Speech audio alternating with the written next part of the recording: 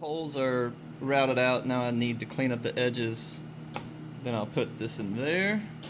And any gaps, that's why you save the sawdust. Put some glue, shove the sawdust in the side, then when you sand it down, hopefully it'll go away.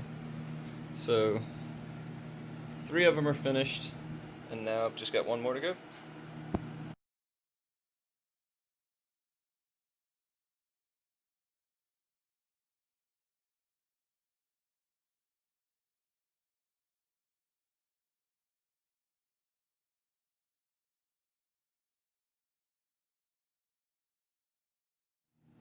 So there you go. The sawdust and glue will fill the gap, and then you use this sawdust because it'll be the same type of wood and the color should be close to matching. Then once that glue sets, put some weight on it, and then we'll come and file it down, file these guys down, and go from there.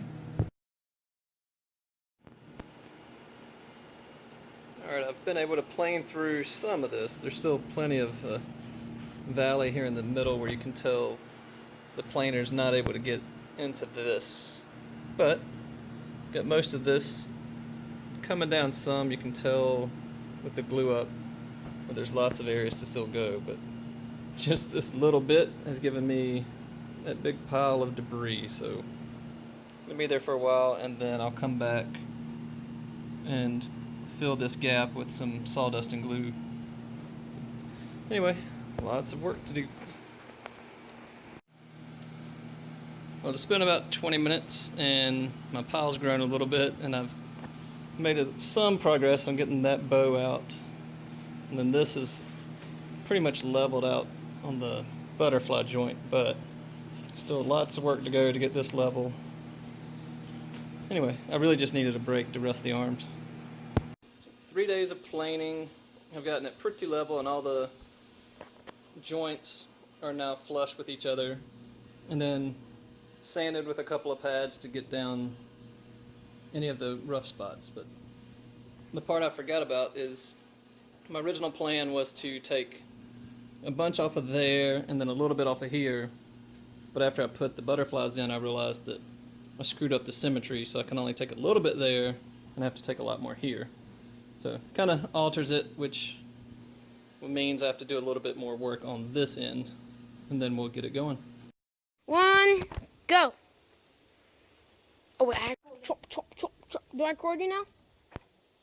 Do I record you now? Tell me when.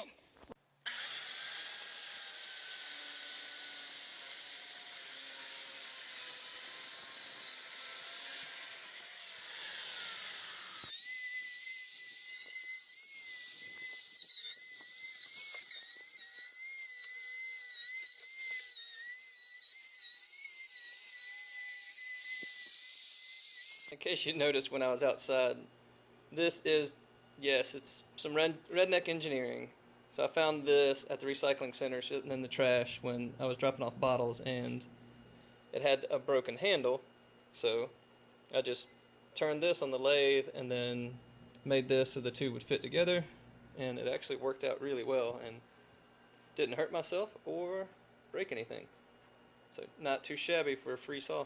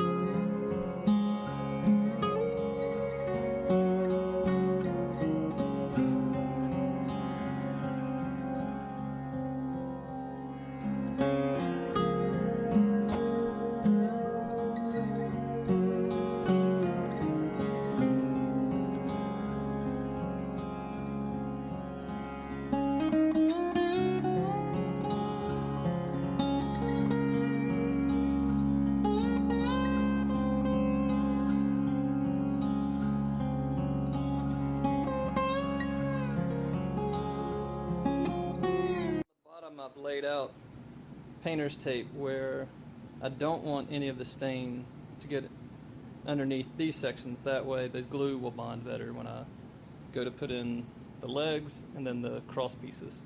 So that's the reasoning. Since this is the bottom of it, I did not do any pre-stain conditioner, sand it, or plane it.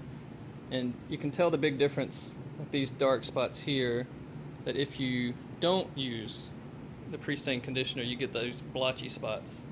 So that's why you do want to use a pre-stain conditioner. It'll go on more smooth and evenly and have you a much better finished look. But again, this is the bottom, so I did it on purpose for illustrative purposes.